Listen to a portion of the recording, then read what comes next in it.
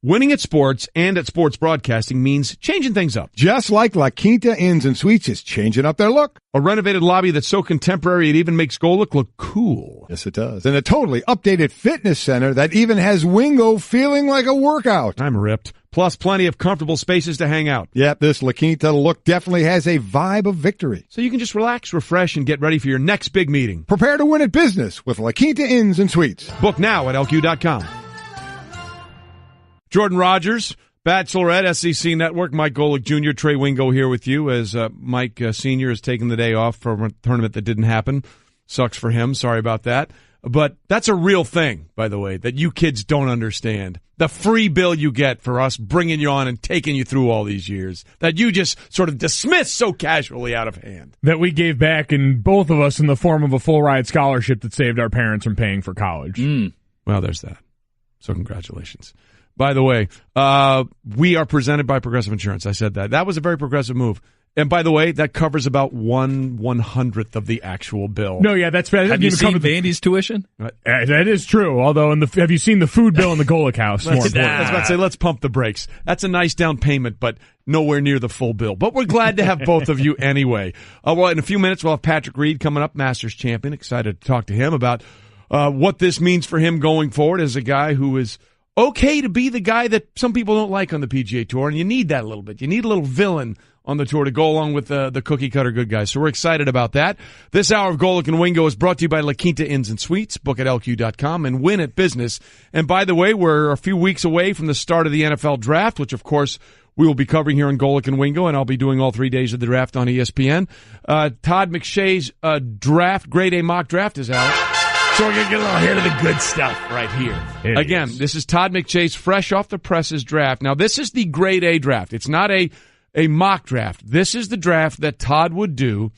If every team would follow his instructions, he would give them a grade A for picking these players. Okay, so it's not what he thinks the teams are going to do. It's what he thinks is in the best interest of the teams to do. And the most interesting thing is, right off the top, he has Cleveland going Sam Darnold. Obviously, Mel has been all in on Josh Allen going at Cleveland. But then right away at number 2, we've got an issue because he has the Giants, I think maybe rightfully so, taking arguably one of the top 2 players in the draft, and that's defensive end Bradley Chubb out of North Carolina State. That was my biggest when I went through this. That's what I saw because you get it from a standpoint of he's probably one of, if not the top player on your board. It's also an immediate need. But I'm not sure I'm giving it an A for passing up 2 quarterbacks in Josh Allen and Josh Rosen that from a developmental standpoint, sitting behind Eli Manning, could be franchise guys. Yeah, and that's where it gets interesting now is the way it affects the rest of this because you pass on him there, and so all of a sudden Josh Rosen bumps down to the New York Jets, where if you listen to his former coach and Jim Mora, would be a much better fit personality-wise. But then that takes Josh Allen and moves him all the way down to 11 at Miami with the Dolphins. And Miami, you're getting your quarterback finally back this season from injury after what went on last year. That would be an interesting place because that's a team that's at an interesting crossroads at this point with their quarterback situation, with Adam Gase and that coaching staff kind of in a weird limbo where they not really had a fair look at this as far as having their guy there and being able to groom him the way we know Adam Gase is capable of. But I think everybody, including that coaching staff, has had a fair look at Ryan Tannehill, and I think you see his ceiling. So I love the fact that they could take a quarterback there. I love if Josh Allen is there or Rosen or someone slips to that spot. I think you take a quarterback if you're Miami because I think you know what you have in Tannehill. I think there's a ceiling. There's not an immediacy to put a rookie in there, but I think they do need to find a guy for the future. Well, the other thing that's interesting is he has 5 quarterbacks going in the first round. He's got Cleveland again with Darnold. He's got Josh Rosen, number 3 to the Jets. Then he has Josh Allen all the way at 11 to Miami. Buffalo going the Baker Mayfield route. And then Jacksonville taking Lamar Jackson out of Louisville. That's the interesting one to me because everywhere else throughout the pre-draft process, we've heard names thrown around for Lamar Jackson, potentially a spot like New Orleans that people talked about where he could learn behind a quarterback like Drew Brees.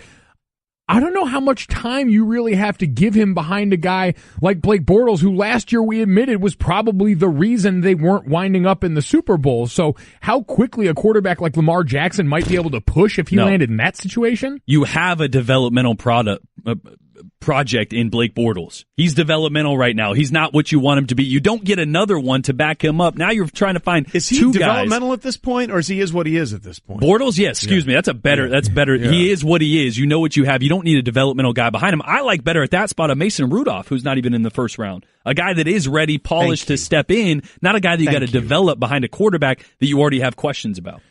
I'm just interested in the way we look at this, and now Jacksonville's gone out of their way to shore up the O-line in the last few years, but we've seen more and more of a move to a guy that might be able to bail himself out a little bit. Mason Rudolph can move around. He's mobile, but he's not Lamar Jackson. He's not what we saw last year from Deshaun Watson, who had to run for his life on a few instances in Houston, that can help you out. And Lamar Jackson, the more and more I look at him, it's not like he's a guy that's going to take off and look to run first. That guy can move around, but his eyes stay downfield. He stays locked in on guys. I think it would be an interesting situation. I'm curious why Todd would give that an A+, why that's the best ranking for a team that's right on the doorstep of potentially being able to win a Super Bowl, that's the ad that puts them over the top. I understand the value of a quarterback that can buy you some time. You have a great defense. You have running backs. If Case Keenum was on Jacksonville, they win a Super Bowl. Case Keenum's not a guy that needs to buy time. They don't need a guy that needs to buy time. They need a guy that can consistently play the position, complete balls, move the sticks on third downs. It's not Blake Bortles. And in the near future, it's not Lamar Jackson. Well, it's interesting you say that about Case Keenum because the Vikings felt like Case Keenum wasn't the guy that could get them to win a Super Bowl, and that's why they let him go and put $84 million in on Kirk Cousins. And that's the only thing that works for Minnesota. Let's be clear about this. They got to the NFC Championship game and had a lead on the road with Case Keenum as their quarterback. But Jacksonville's defense with that running back, I see what you're saying. I just think Case Keenum in Minnesota is a little different than the scenario would be in Jacksonville. I think they'd even ask less of him there. Well, I mean, he had a very good running game last year in the number one defense in the NFL. I mean, it's interesting. The Minnesota thing is an all-in gamble. I'm just taking it game by game, I guess. If you insert him I'm just taking it segment by segment, man. Todd McShay's grade A mock draft is what we're talking about, and Todd will join us tomorrow. A couple of other things that stand out to me. First of all, he's got Washington going Vita Vea, 13th overall, which means very early in the process, we'll be able to say, congratulations, Washington, you've just drafted Tevita Tuilakiono Tuipoloto Mosesi Vahai Faleeta Vea, which is his full name, which I'm excited to say come the draft very early. I'm looking forward to that. Wow. The defensive tackle. First off, obviously one of the best. Impressive. Thank you. Pull off right there. I know. I saw you sizing that one up on the screen and knew it was about to come. I knew it would be a big one on draft night. If they can put that whole name across the D-line, it might really help them. Now, they get Jonathan Allen back, their first-round pick from last year that's going to be huge for a run game that finished dead last in yards per game last year for Washington. So going to be a big part. And, boy, Vita Vea would be a big body. Vita and the rest of that name that you said that I'm not even going to attempt. It's very simple. Tevita Tuilakiono Tuipoloto Masese Vahe Faleatu Vea. I mean, what's the problem? How about a Chicago and a Roquan Smith? Ooh, love that. Chicago, a team that's been building very well this offseason. Obviously, I don't think anything you qualify as a splash move at this point yet, but one that's looking very seriously at another guy I know very well, and Quentin Nelson maybe in that top pick overall with them. So I like what they've done there. I think Matt Nagy and that staff are going to have a lot to look forward to there, and also a lot to live up to based on the experience of other Andy Reid proteges. It's just recently. A team that's always been proud of that position, finding a guy like that. No, we're looking at Todd McShay's grade A mock draft. Again, this is not a mock in the actual sense. It is his what he would give every team an A grade if they took these players. And I want to talk to you, Junior, about a couple for New England. New England, he's got with the 23rd pick and the one they got from the Rams taking offensive tackle Mike McGlinchey. Now, this obviously fills a need because they really rotated 3 tackles last year, Fleming, Cannon, and Solder. 2 of those, Fleming and Solder, are now gone, so they need tackles.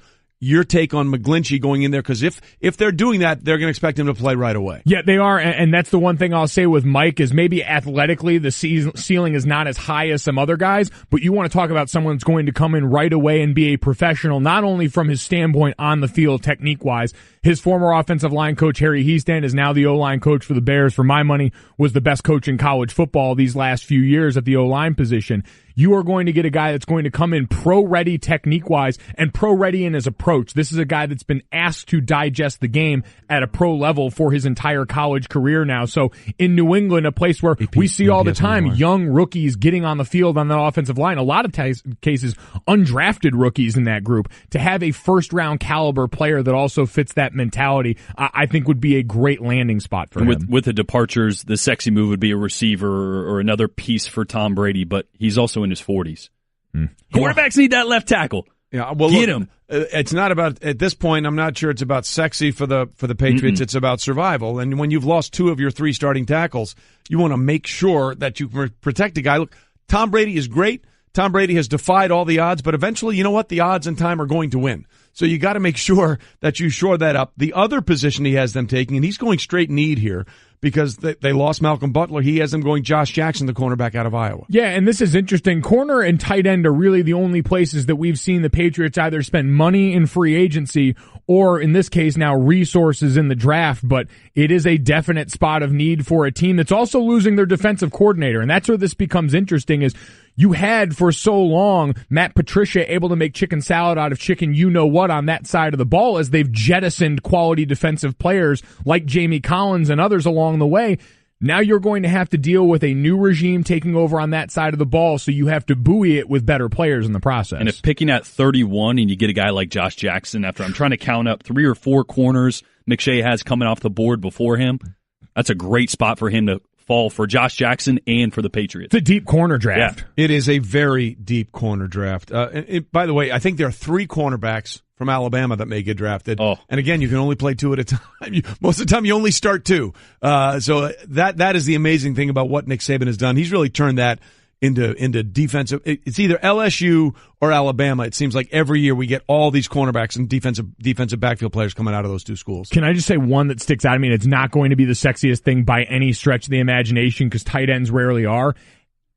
New Orleans, he has Hayden Hurst from South Carolina. The Garnet Thor? There will not be a better, more complete tight end to come out in the draft this year. I got a chance to see him when they played Missouri at the beginning of the season. This guy does everything. Searches for contact in the run game, is an able pass blocker, but more than anything, especially in that offense in New Orleans, in a place where they just re-signed Ben Watson, who is a veteran who understands Drew Brees in that offense, to bring a guy as talented as Hayden Hurst into an offense that already has so many weapons. Drew Brees just signed that new contract. He's already feeling good. He'd feel even better. And if you haven't watched any film, you look at the stats and be like, what? Why this guy? No. Completely underutilized at South Carolina. He's an unbelievable talent with a Drew Brees. That's a great marriage. By the way, he's one of a couple of tight ends in this year's draft that got paid big money to play minor league baseball for a while. Yes. I think he got a $400,000 bonus.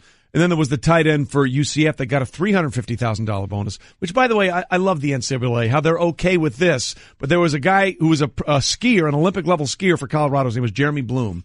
And he also wanted to play in the NFL, so he couldn't take endorsement money and still keep his NCAA eligibility to play. He was eventually tried to play with the Eagles and didn't last very long. But it's okay to get paid a ridiculous amount of money from another sport and still maintain your eligibility in football. That must make you very popular when you walk onto campus because A, you come there already of legal drinking age and the ability to buy, and B, you come there with way more money than these college kids are used to. It's just, again, we can get into the NCAA part of this, but it seems ridiculous. This kid couldn't take endorsement money for being an Olympic-level skier and still have his NCAA eligibility, but it's okay for this guy to get paid to be a professional player at another sport and still maintain his NCAA amateur athletic ability. Makes no sense. And go and play for football. Again, we're waiting on Masters champion Patrick Reed, who will join us in just a few minutes. Meanwhile, we are discussing Todd McShay's grade A mock draft. The other thing, to your point about Hayden Hurst, the Garnet Thor, because of that red flowing mane, which is luscious. The beauty. That we've talked about. Interestingly, he is not the first tight end off the board. No. And that would be the pride of South Dakota State, the Jackrabbit. He has Dallas Goedert going much earlier in the draft. Where does he have Goddard? He has Goddard going to the Ravens at 16 overall. The Ravens were no stranger to take. It feels like just a couple of years ago, wasn't it Max Williams out of Minnesota? Minnesota, yeah. Who they took at the top of the Whose draft. Whose father was an offensive lineman for the Giants when he played. And they've had injury issues certainly there at that position in the past, but an interesting place right now for a team that you want to talk about someone that I'm not sure when they start looking at a quarterback, because ever since that big contract post-Super Bowl, it's not like Joe Flacco's necessarily lit this thing up, and they've been able to thrive on having quality defenses there for the time being, but the offense at some point is going to have to catch up, and you wonder when they start taking a look at that spot. Can we be honest? Before the contract, he was the same as he is now. He maximized an opportunity in the playoffs and had one of the greatest runs that you can have in a short period of time. 12 touchdown passes, no interceptions in that run. A contract that, you know what, at the time he deserved, but the body of work never justified it. And so they get Robert Griffin in the offseason. He's not a long-term answer either. I guarantee they're going to find value in the second, third, fourth round, middle of this draft for a quarterback that they can develop under Flacco. And again, we'll have Todd McShay in here tomorrow to talk about this, but this is his new grade A mock draft. Again, if every team did this, he would give them an A in the player they took, and it goes through 2 rounds. It's available on ESPN.com, and you can check that out. Meanwhile, we are getting ready for one of the new champions in all of sports, and that would be Masters champion Patrick Reed. He has this par putt to win the Masters. Ball on its way, and it's in. Patrick Reed has won the 82nd Masters. To win your first majors is never going to be easy. It definitely wasn't easy today. I knew it was going to be a dogfight, and it's just another one of those mini tests that I had to try to get over in order to win my first major. Every time he needed to do something, he did it. Every time he made a bogey, he bounced back. There's a lot of people that are a little bit afraid of the moment. He loves the moment. And he loved the moment. He embraced the moment. And we are delighted to be joined now on Golic and Wingo by your 2018 Masters champion, his first 2018 Masters champion, his first major. That would be Patrick Reed. Patrick, good morning and congratulations. How does it feel now to be introduced for the rest of your life as Masters champion Patrick Reed? Good morning, guys. And it feels amazing. It hasn't fully set in yet.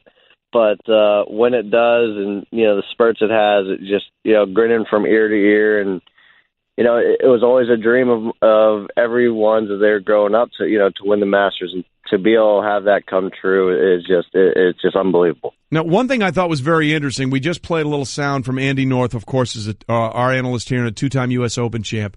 He said something that I think spoke true about that final round more than anything else.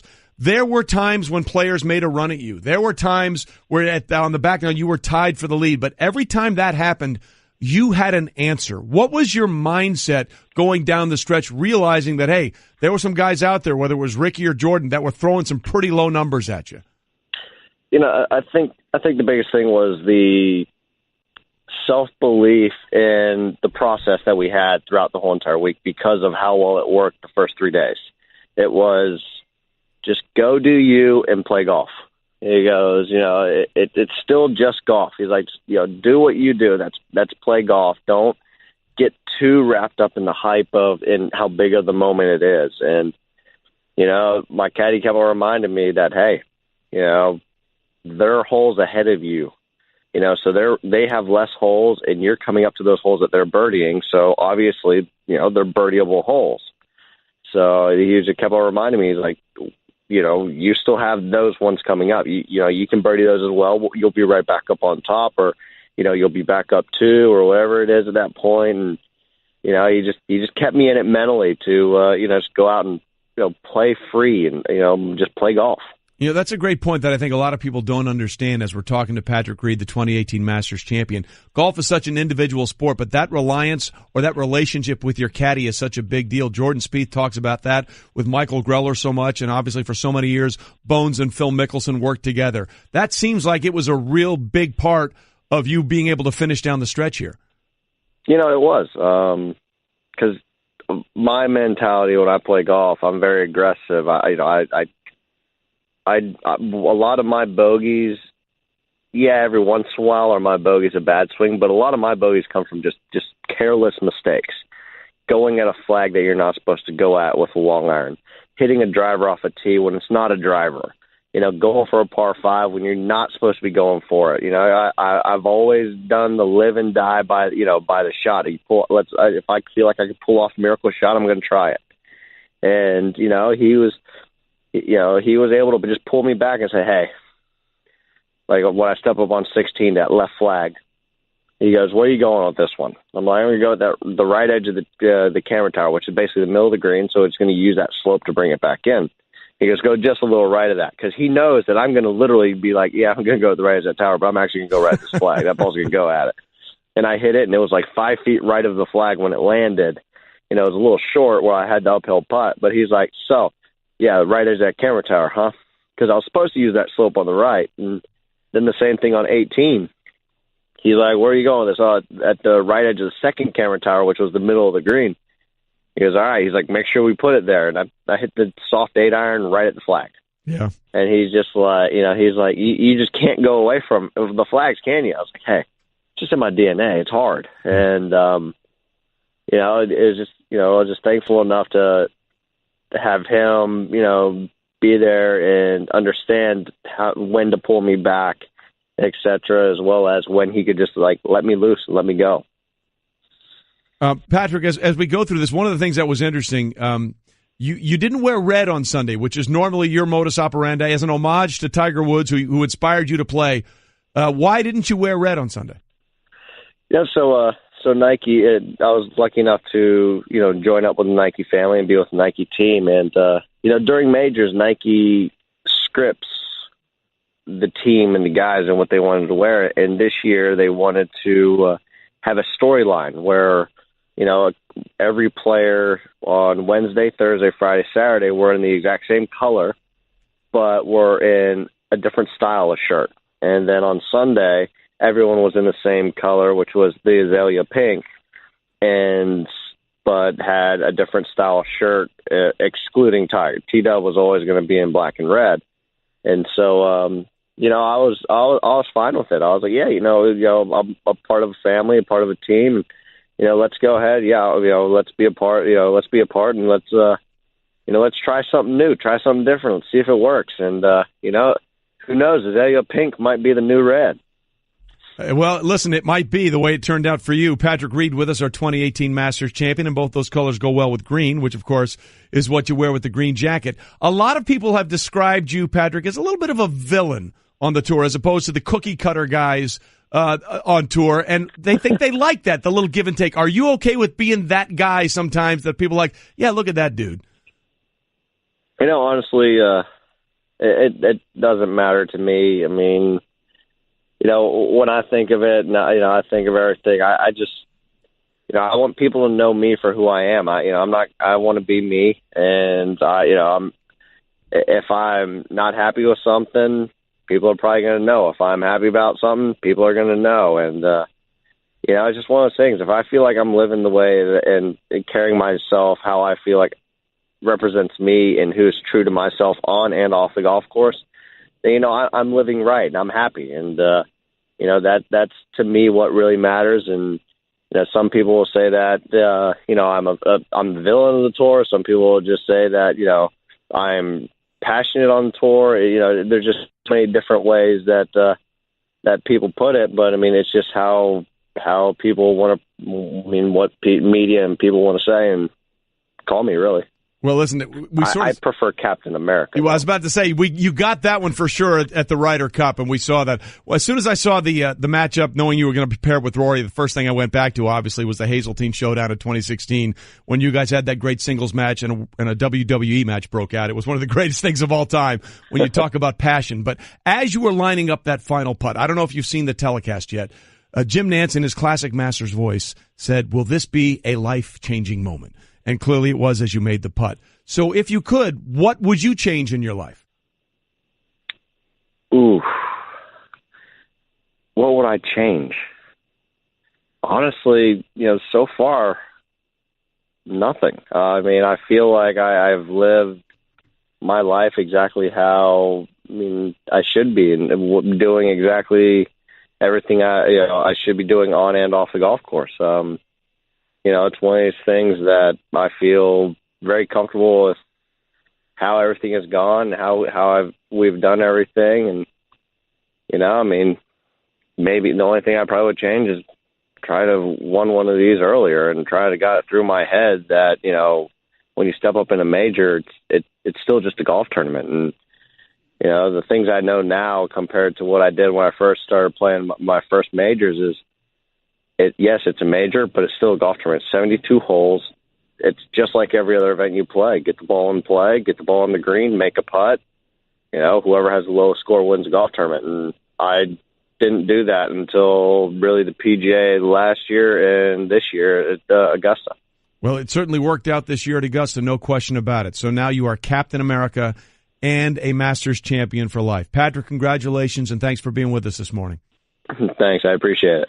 Hey everyone, Mike Golic here. Support for the Golic Wingo podcast comes from our friends at Rocket Mortgage by Quicken Loans. Chances are you're confident When it comes to your work, your hobbies, your life, Rocket Mortgage gives you that same level of confidence when it comes to buying a home or refinancing your existing home loan. Rocket Mortgage is simple, allowing you to fully understand all the details and be confident you're getting the right mortgage for you. To get started, go to rocketmortgage.com/Mikes. Equal housing lender, licensed in all 50 states, NMLS, consumeraccess.org number 3030.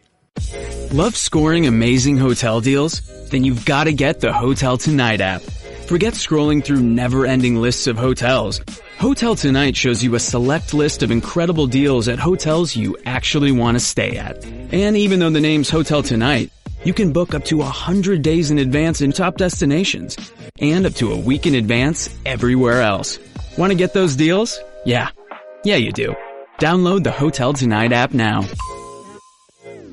Golic and Wingo with you on ESPN Radio and ESPN News. Glad you're with us. Jordan Rodgers from The Bachelorette and the SEC Network. Trey Wingo here. And we are delighted to be joined now on the Shell Pennzoil Performance Line by the head coach of the Boston Celtics, Brad Stevens. Brad, first of all, congratulations on what has been an amazing year for you. You lose Gordon Hayward game one. Now Kyrie Irving is out for the rest of the regular and postseason. And somehow you guys have 54 wins. What has been your message to your team all season long to get them this way and stay so resilient?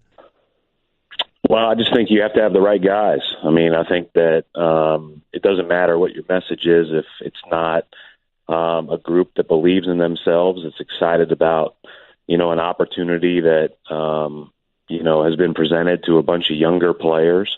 And, these guys have worked hard. They work the right way. They're very connected. They're very unselfish. And, we all wish that Gordon and Kyrie and Marcus Smart, Daniel Tice, and were all available, but that's not the case for our team. And so as we move forward and move on into the playoffs, the one thing that we have been is we've had a lot of experience in being ready, and every guy being ready, because inevitably in the NBA, throughout an 82-game season, if you're on a 15-man roster, your number is going to be called, and it's just a matter of whether you're ready and how you do when it's called. Coach, just the sheer challenge of losing the talent that you have. A lot of media, people included, counting you guys out for the playoffs. As a former athlete, I've been on the other end of a lot of coach talk. Is that something you use as motivation for the players, or is it status quo? Well, I think everybody else will handle that motivation for me. I think what we'll do is we'll just talk about our next opponent, how the guys in our locker room that are available to play can play best against our next opponent, and prepare that way. I mean, obviously that's a question or something that already our guys are being asked about. And so, hey, these guys are NBA players. They prepare the right way. They have great strengths. And we've got a lot of good players on our basketball team. And so, of course, they're going to be prideful when, it's suggested that, they're not as good. And I'm really, really pleased with the attitude there. And again, we've got good players.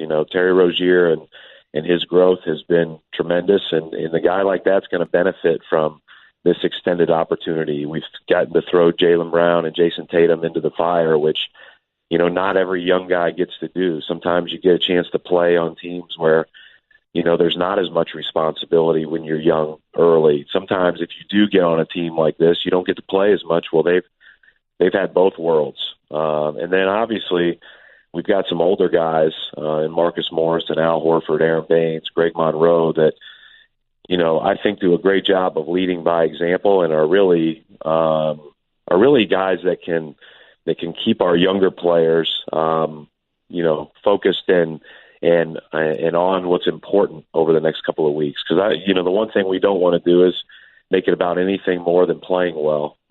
That'll continue to be our focus. Brad Stevens with us, the Celtics head coach. And let's go back to one of those young players you were talking about, Brad, as you guys are 54-26 with two games left to play, and that's Jason Tatum. Has he surpassed your expectations, or what were your expectations when he came on, and what has surprised you the most about what you've seen from this rookie? Well, initially I thought, he would be very good. We thought that he would be able to score off of actions and in certain matchups, isolation-wise, early on in the league, and that he would just get better over time with continued hard work on and off the court. And I think where he exceeded my expectations is that he probably does that more consistently than I even imagined. And then defensively, it's probably not close to what I expected. Just because he's 19, obviously he's had tremendous coaching in his career, going to Duke and in high school. But there's just such a change. It's such a different game, the NBA, and for him to be able to impact the game defensively with his length, his instincts, and now as all the hard work he's put in on his techniques, it's been really, really impressive. When we started the year, I would have guessed that he's probably coming off the bench and playing a very significant role for us there, maybe 20 to 25 minutes a game. I never would have guessed that he was going to be one of our team leaders in minutes and start every game.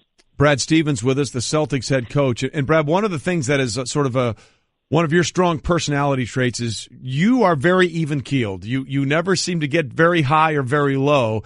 And I think, has that helped your team deal with the season that they've had in terms of the injury to Gordon game one against Boston, and then, of course, with the issue of against Cleveland, rather, and then Cleveland, and then having Kyrie out for the rest of this.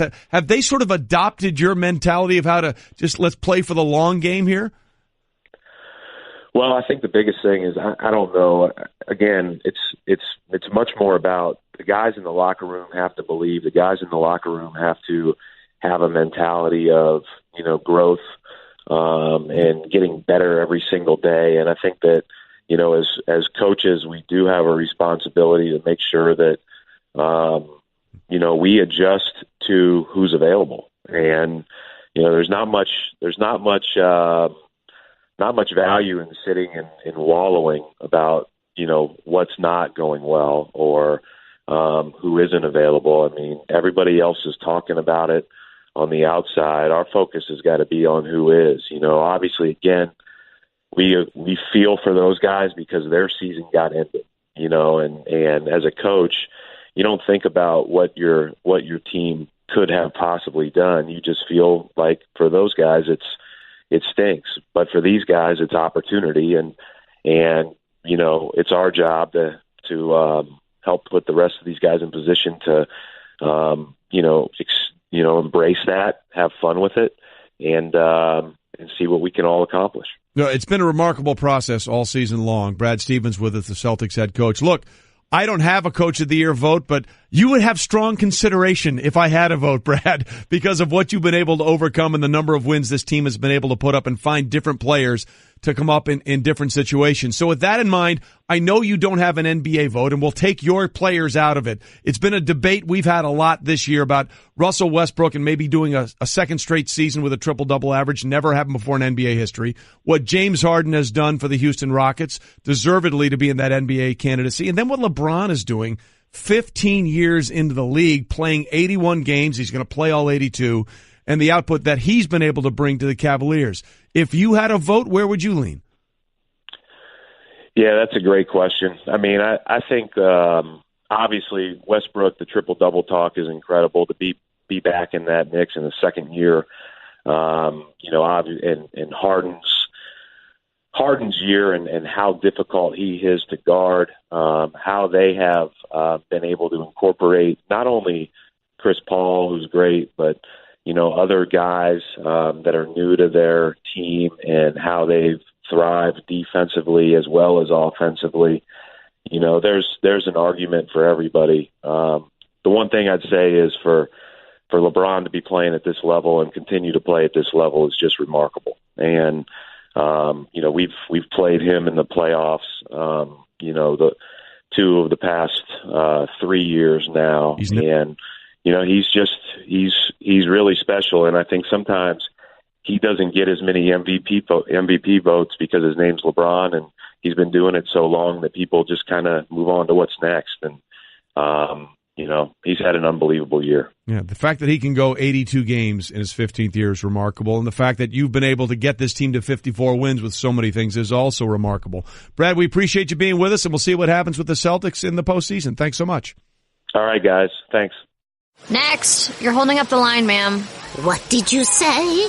You're next in line for the water slide, ma'am. Feet forward and enjoy the ride. Okay, dearie. This does look fun. You melted me. I've melted. The Wicked Witch of the West on a water slide? Surprising. What's not surprising? How much you could save by switching to Geico. See what you've done. Oh! Geico. 15 minutes could save you 15% or more. All right, Golic and Wingo with you on ESPN Radio and ESPN News. Jordan Rodgers enjoying the dulcet tones of Cliff the Cookmaster clearly on the board. And that segues perfectly to our next discussion because the golf and the PGA Tour in general sometimes can have a little bit of a reputation of being stodgy, hey, you get off my lawn kind of sport, right? Tiger shook that up. Yeah. Tiger shook that up, and when he turned pro in 96, I'll never forget when he said, it's all about winning. Second sucks and third is worst. And Curtis Strange, who works for us, said he'll learn. And obviously we learned because he was serious about that. So he shook things up. And the 2018 Masters champion, Patrick Reed, sort of shakes things up. He enjoys being a guy who's going to be passionate about it and show his emotions and doesn't mind being the villain out there a little bit. So that's good for the game of golf. Have you look at things a little differently, and something is going to happen which is going to change that dynamic as well. PGA Tour stop in New Orleans, the Zurich Classic, is doing something to revolutionize the sport's stuffy outlook. In 2017, they shook things up by changing from a traditional stroke play to a two-man alternate shot team excursion, which was fun. And in 2018, they are joining the party. They are doing what almost every other sport has done. Walk-up music for the golfers to the first tee. You like that? That's the best thing that is going to happen to golf. Look, I love tradition, and I'm not saying we need to go full Happy Gilmore and start trotting around on the golf club, riding the horse. Not saying that at all. But we can loosen things up a little bit. Get in your home! On a first tee box where everybody's tight as it is anyway. I love it. I love this idea. And again, if you go back to the 2012 Ryder Cup at Medina, the first tee, I think it was Bubba Watson and Ian Poulter, and the crowd was going nuts. And then they started to shush as Bubba hit his first tee shot, and Bubba's like, no, crank it up. Let's go. So they went nuts, and he piped one 300-plus down the road. So what does Crazy Eyes Poulter do? Of course, he turns around to the crowd and said, let's go. Turn it up, and he crushed one 300 down the middle. And, of course, we saw the 2016 Ryder Cup matchup with Patrick Reed, whom we just had on the show, against Rory McIlroy, where they went bananas. I mean, they went crazy on the course, and there was that one exchange on the 8th hole where Rory drained one from about 50 feet and just lost his mind, screaming, I can't hear you, turning to the crowd, I can't hear you, thinking he had won the hole, and then Reed drained a 30-footer and went to Kembe Mutombo on him and did the finger wag. It was great. So I love this idea. So I put it to you, Greg, Animal House reference, kids look it up, great movie. If you could pick your walk-up music to the first tee, what would it be? I mean, I got to go with my roots, which would be old school T Swift, but I'm going to flip it a little new school and go with Shake It Off. Shake It Off by Taylor Swift. Now, okay, for those that aren't watching on ESPN News, I'm repulsed. I don't know what he's doing, but I do it as well. Either. But the little shoulder shimmy right there. So, again, you went to school at Vanderbilt, so obviously Nashville, country music is a big part of it. T Swift is at the top of the charts? Yeah, the nerves are probably pretty high, especially for me. If I got to hit a golf ball in front of anybody other than my buddies that are having a few drinks, right, I'm going to be tight. Who, by the way, they're the worst at making sure you are as tight as can be. That's true. I mean, so I need something to loosen it up a little bit. It might get a good laugh. Yeah. I like that. I would also go down that vein. I came up with two right away because, as we all know, tension is the enemy of the golf swing. So the first one that came to mind for me, I want to be in a happy spot, so I'd go with Happy by Pharrell. Great one. You got to be able to hit a golf ball to this. You can't be upset. The club's got to be light in your hands. I'm happy. Get a little snap going. Then the other one I thought, if that one wasn't available and someone else had claimed that one, maybe I'd go Can't Stop the Feeling by JT. Ooh. Oh, come on. Oh, he's stealing my moves I'm now. Taking the your shimmy. Look, I'm doing the white man overbite. It's all I can do, Come on, that's all you can do. It's all you can do. So you got to be loose. You can't stop the feeling. Golf is a feel game. You know what this is going to do, though? The crutch of, I heard a camera shutter in my backswing, that's why I shanked it, is gone now. It's gone. If you're hitting in music and you pipe one, if you're playing that kind of music, you can't be tight. That's just the way it is. Golic and Wingo, presented by Progressive Insurance, with more than 30 unique coverage options available. Progressive knows small business. Learn at progressivecommercial.com. Lou Riddick coming up next as we continue to get closer and closer to the NFL draft. And you were worried. Everyone in the neighborhood knew about Bobby. Bobby, the basketball boy, they called him. Bobby wanted to go pro someday, so he was always out in the driveway shooting hoops. But one day, his mom came out and told him, "Hey, your wife wants you to take out the trash?" His mom was visiting, and Bobby was a grown man. He had kind of missed his window. Plus, no one had ever seen him actually make a basket. But on the other hand, Bobby had heard how Geico could save him money on car insurance, so he switched and saved. So, it was all good. Flap, pustule, jowls, nugget, gurgle, smear, bulbous, pork. If you hear certain words on the job site, baloney, work can be uncomfortable. Tender. So at least get work gear that's comfortable. Timberland Pro work shirts, pants, and boots. Head to toe, Timberland Pro. Not uncomfortable. Moist. Ed Whitson. Congrats on the reference that evaded literally the rest of the studio and staff. Ed Whitson was a Yankees pitcher in the 80s that came over from the Padres and could not handle pitching in New York. I have no problem teaching you guys up. You know what, Trey? Congratulations. Our audience in the old folks' homes across America just stood up out of their wheelchairs to applaud you. Finally, talking about it. Thank you, Trey. People always hate what they don't understand. Golic and Wingo with you on ESPN Radio and ESPN News, presented by Progressive Insurance. All phone guests join us on the Shell Pennzoil Performance Line. Trey Wingo here. Jordan Rodgers from The Bachelorette and the SEC Network is here. And look who's here, ladies and gentlemen. Yeah. Sweet Louis Riddick. Louis, are you as tired? Are you as over it as I am right now? The weather's what you're talking about, Trey. Dude, it's just, come on. It's gross. It's awful. I looked out this, you know what? I had the shades pulled down in my room this morning, and then I pulled them up, and I look, and I go, yeah. What? Wait a minute. Snow? Yeah, no, this is just wrong on every level. I put it out there. We put out there in our Twitter account that someone should be held accountable. Someone has to go to jail for this. Yeah, right? You know, it's a big downer, man. I mean, I'm a summertime guy. I'm a warm guy. Like my room right now, the room temp set at about 79. 79. I'm just saying you could grow plants in there, like tropical plants in my room. I hate the cold. There's nothing I like about winter. Zero. The worst when you get caught off guard. Like this morning, I didn't look out my window. I took the long walk through the lobby at the DoubleTree to not be outside as long as possible. I walk out there, I'm like, what? And I was wearing this. I didn't even have a jacket. Man. Yeah, it's not cool. It's not right cool in any way, shape, or form. By the way, America agrees with us. We got tons of vote on this. Should it be illegal to snow after the Masters? 70s. I want to meet the 11% who say no. Well, they've all got to be like ski bums. And I get it. I was a ski instructor.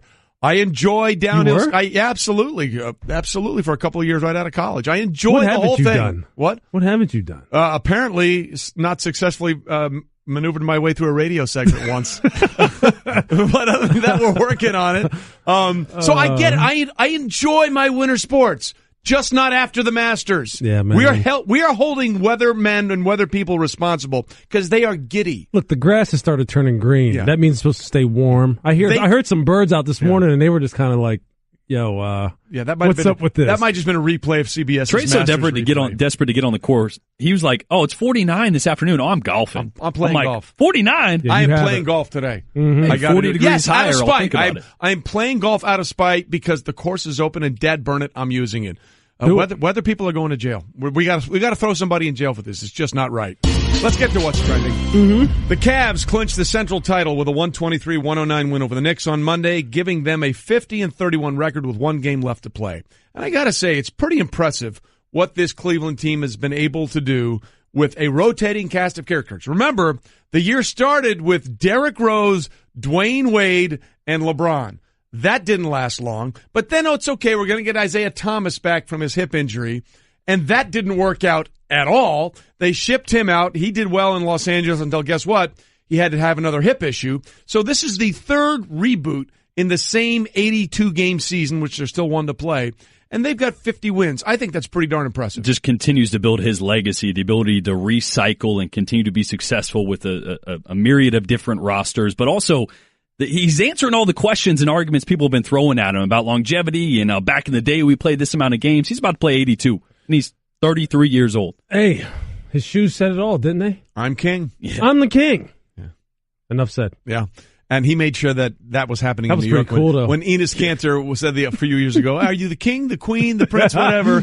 No. This is what I am. And by the way, enjoy me dunking on you one more time. Subtle troll. The king. It is the best. Meanwhile, as we continue, Russell Westbrook needed 34 boards and 12 assists entering Monday to be the first player in NBA history to average a triple-double in 2 seasons. That's a tall task, but he got a season-high 18 boards, 13 assists, and 23 points in the win over the Heat.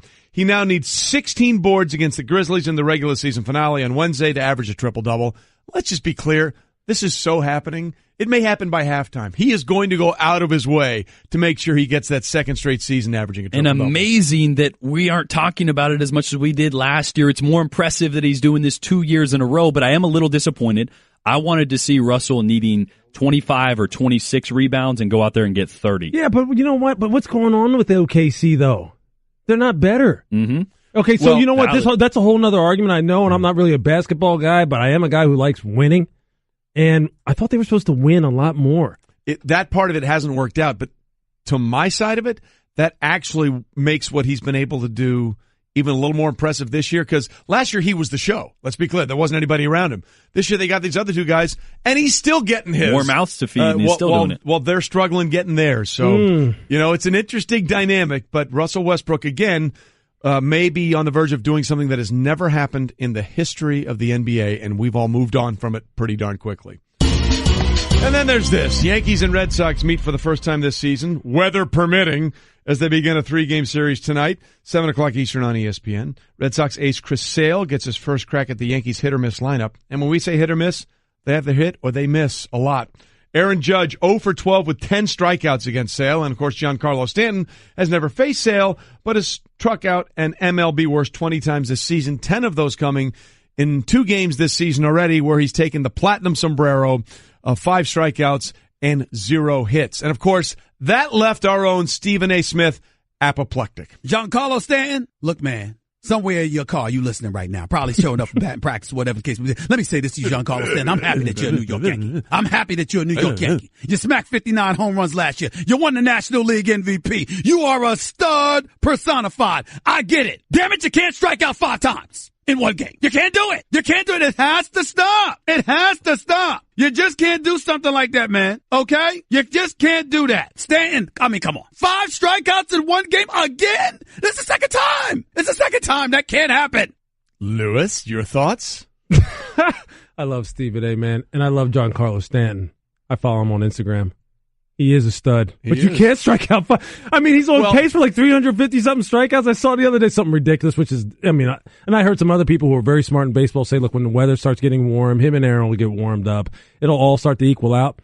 But, man, that's rough when you're getting paid what he's getting paid, and then the home crowd's already booing you. Mm-hmm. I mean, that's tough because baseball, you know how baseball is so much in your head anyway. Yeah. I just hope that doesn't start messing with him because the guy is legit. But, man, that is a rough start. You don't want to do that in New York. It's a rough start, but it's only 10 games in. Let's say if he has 4 platinum sombrero games. Is that what that's called? Platinum sombrero? It needs to be a real trophy, by the way. Oh, it's a trophy. I just don't think it's one you want. Yeah. I don't think, hey, here I am, the holder of the 2-time platinum sombrero, which has never happened before. Come on, Giancarlo. In Major League Baseball. Look, again, I love Stephen A., but I love him saying it can't happen. Yeah, it can. It's happened twice. Now, it can't happen a third time, or it shouldn't happen a third time.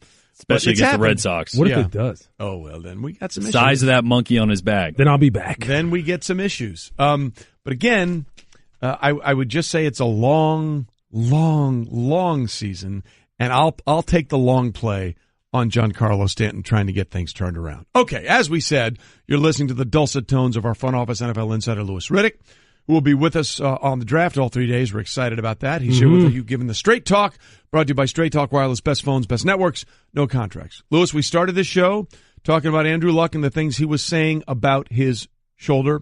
He's still now 15 months removed. 15 months removed from that shoulder surgery, and still has not thrown a regulation football. Your level of concern is where hearing that? Well, it's interesting, man, because, look, obviously that time frame throws up not a red flag. It throws up like a red blanket. It throws up like a absolute just red cloud because it's concerning. And you know what? And I've been one of those people who, like many people who have worked in front offices and many people who have built football teams say this, look, you spare no expense when it comes to the medical department and the rehab and strength and conditioning program as far as your football operation is concerned. So you don't have these kind of issues come up where right now you're looking for answers going, why hasn't this guy thrown right now? What actually has gone on? You know, because right now, I mean, there's just so many questions. And when you're sitting on the outside and you don't really have access, obviously, to all the medical records, you don't really know what's going on. But from our vantage point, Trey, look, Andrew, I was just watching him this morning. And, you know, he always puts on that very positive spin and says, hey, look, I think I'm going to come back a better player, better person, better teammate, et cetera, et cetera, et cetera. But, man, you haven't thrown yet. Yeah. And that's what people are going to want to see. We don't want to hear that. We want to see you throw the football.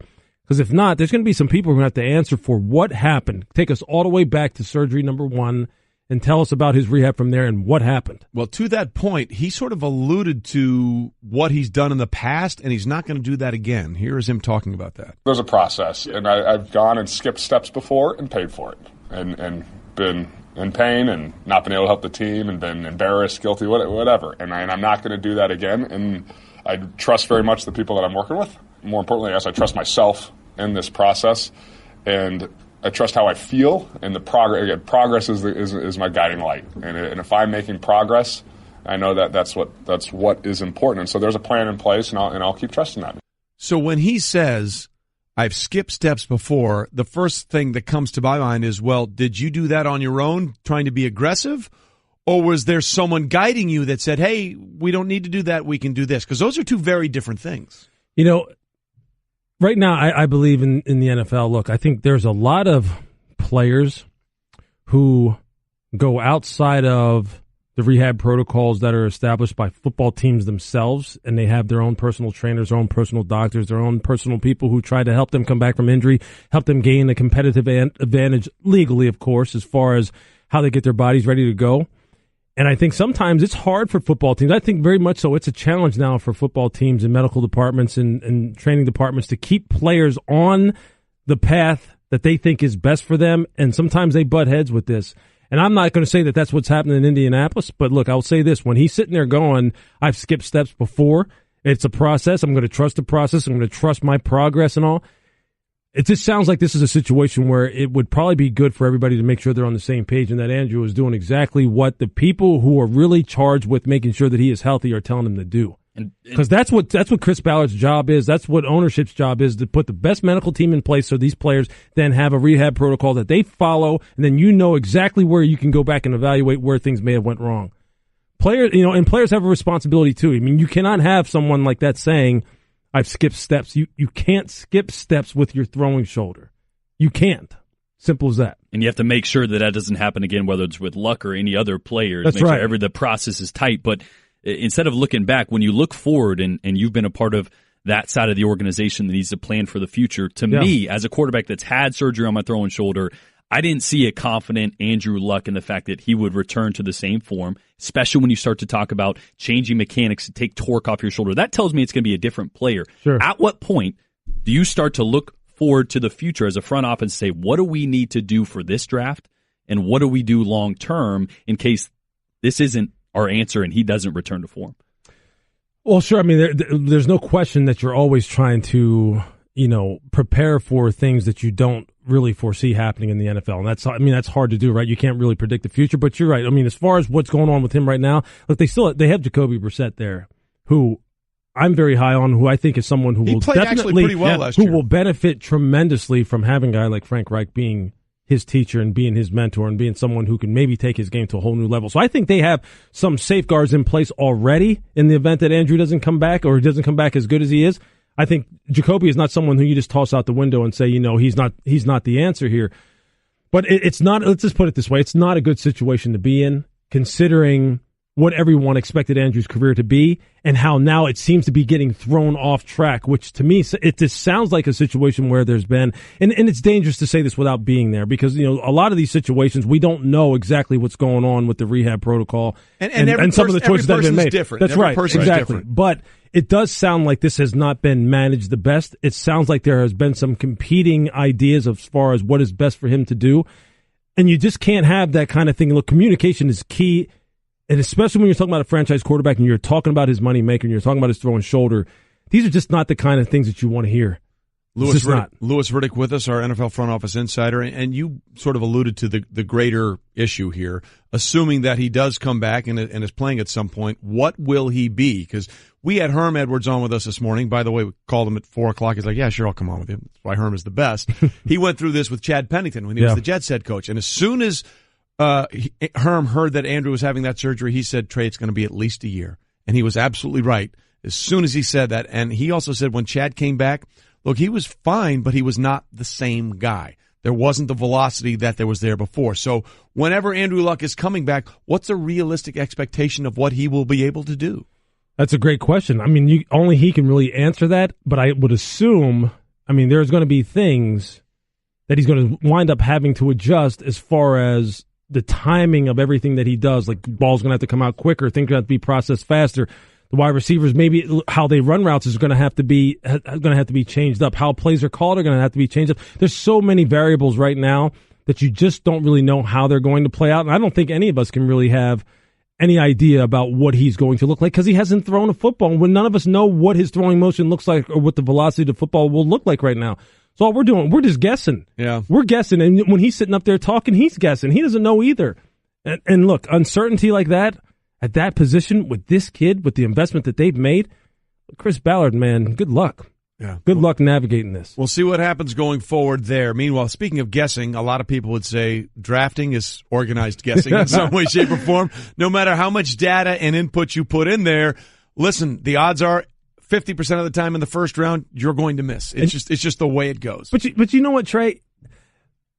I'm one of those people who likes numbers. I do. I do like them, but I think context is always so important with this. And see, I hate that whole, you're just going to miss on 50% of your players, as if it's just the player's fault. As if, you're just, some guys will make it, some guys won't. Maybe they will, maybe they won't. That's why that's why we do all this research, because you want to make sure you're on the right side. But you know what? Let me tell you what teams should be, as far as I'm concerned, what teams should be really spending a lot of their time on.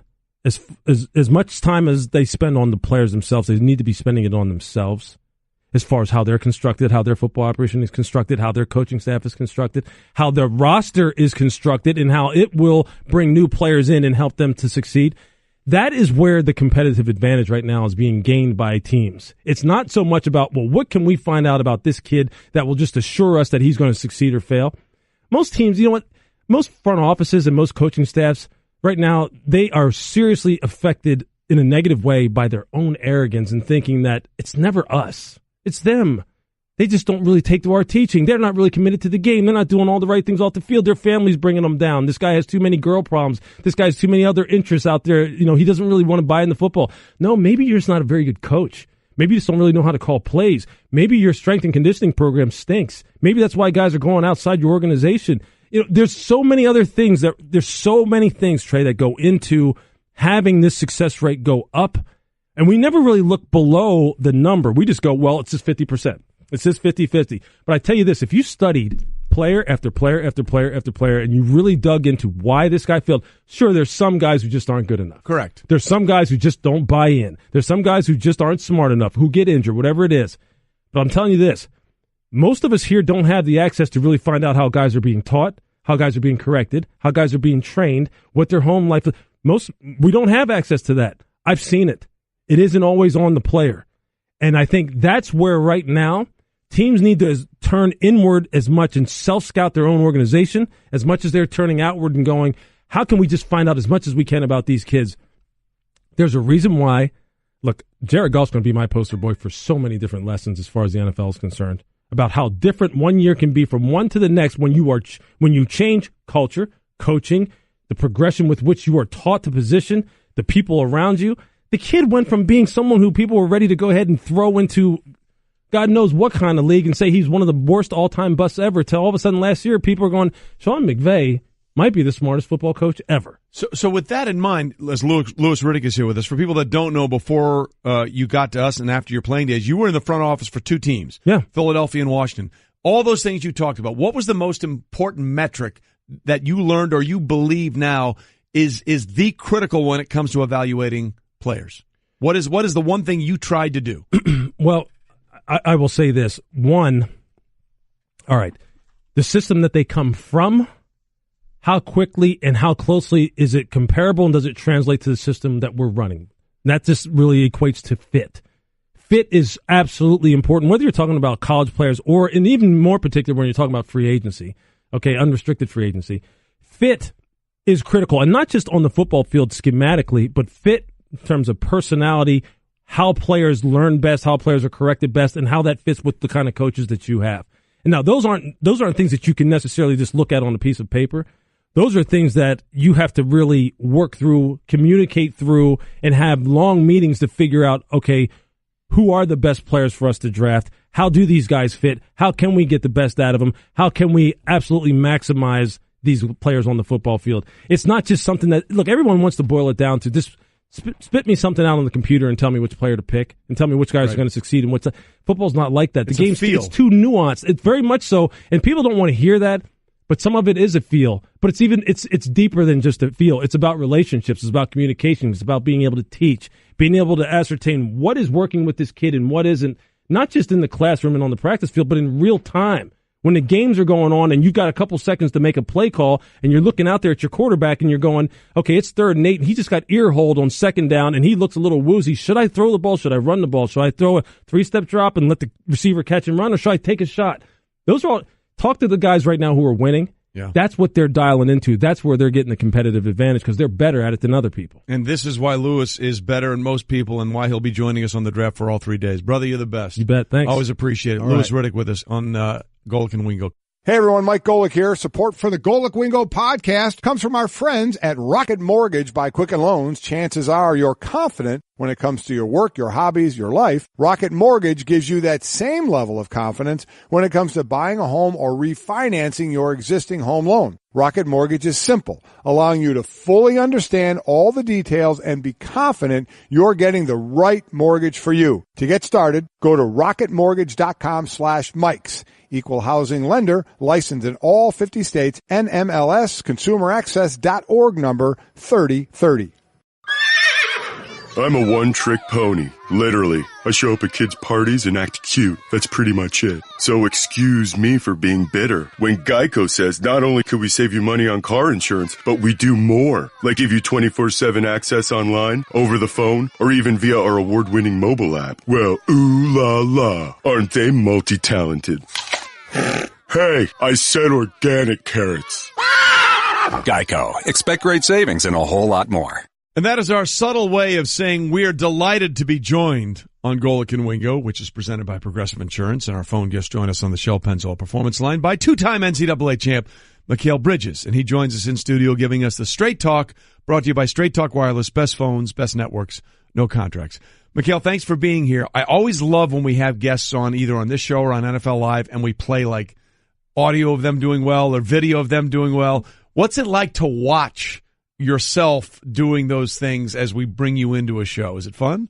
Oh yeah, it's pretty cool, and makes me think back of the year we had as a team, and just a fun, very fun year. It was a fun year. Obviously, you ended up winning it all.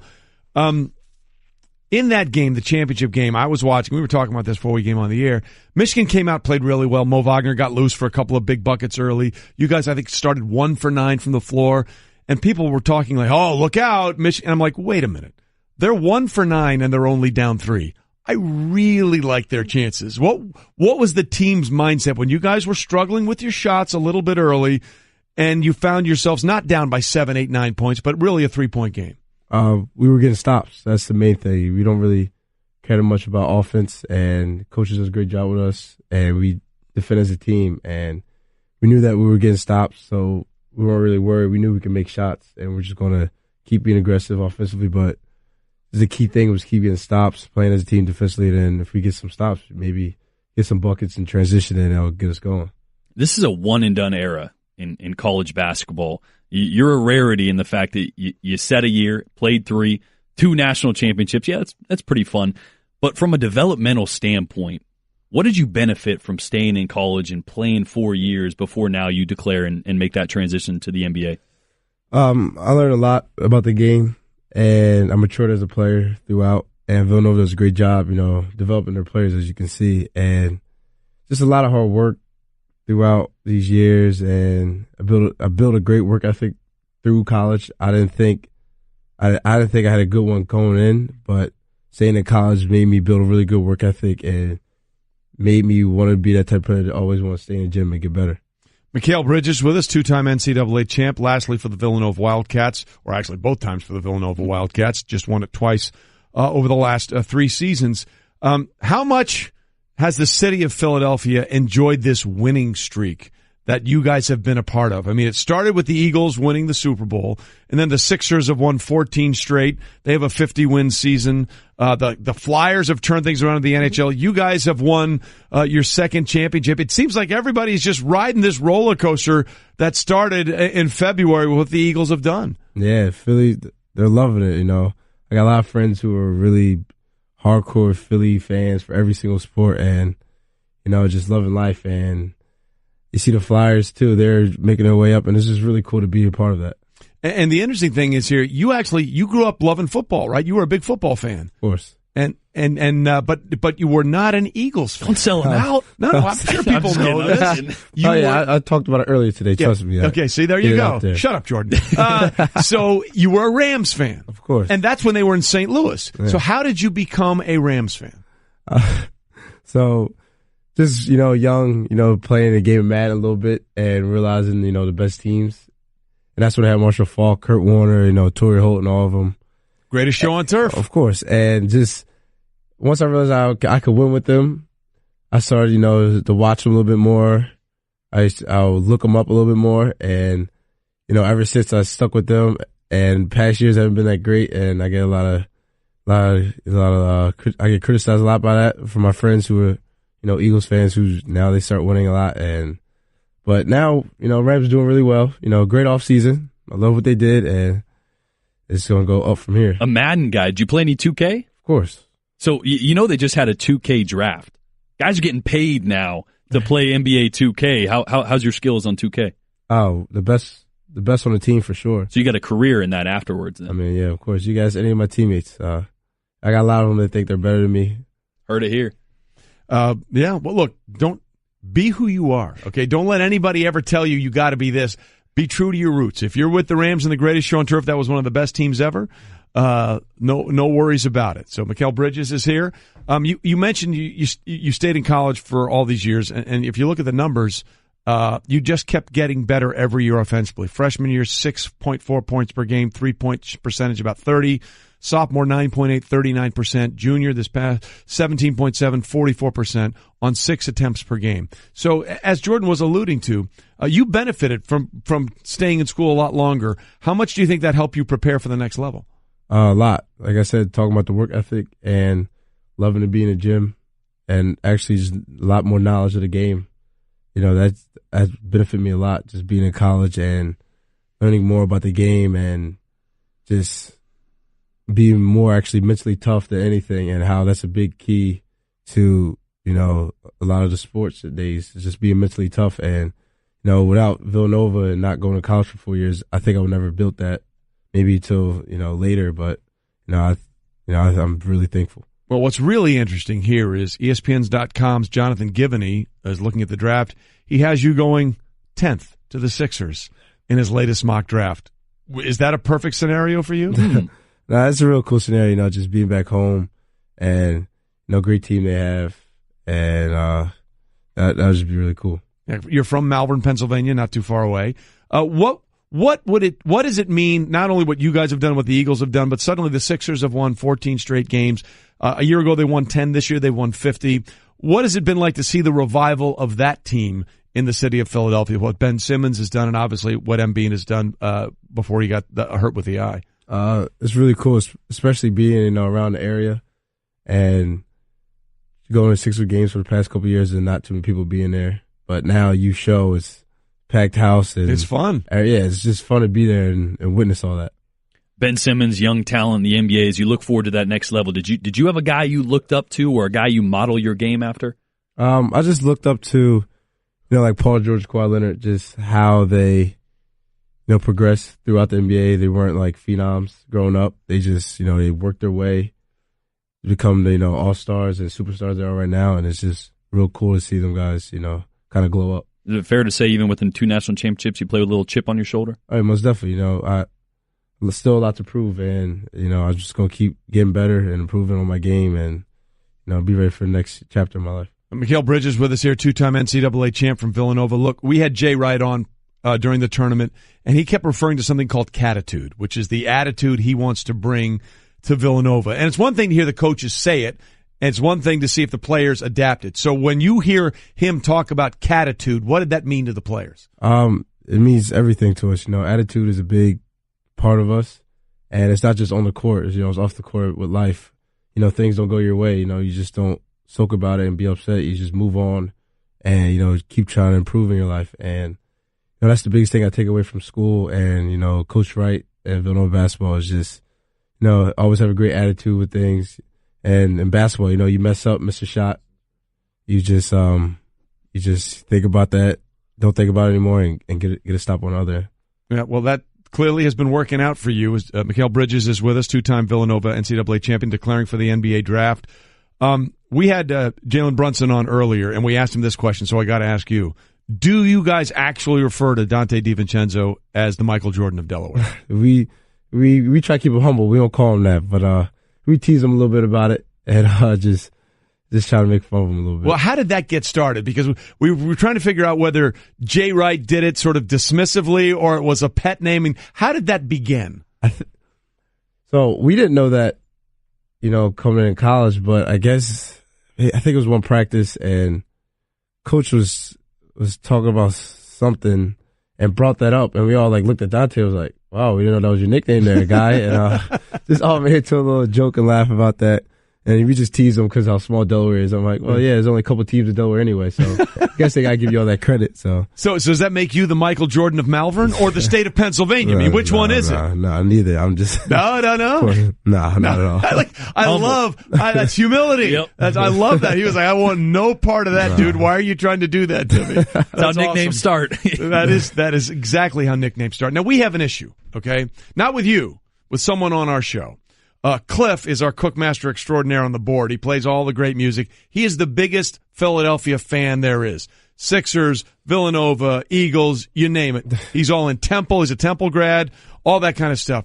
But he is now starting a campaign. He wants to start a campaign to have Jay Wright leave Villanova and be the head coach of the Sixers. Reminding everybody that Brett Brown has just turned around a Sixers team with obvious talent. From a 10-win team to a 50-win team, he wants Jay Wright to leave Villanova and go to the Sixers. What would you say to Cookmaster Cliff?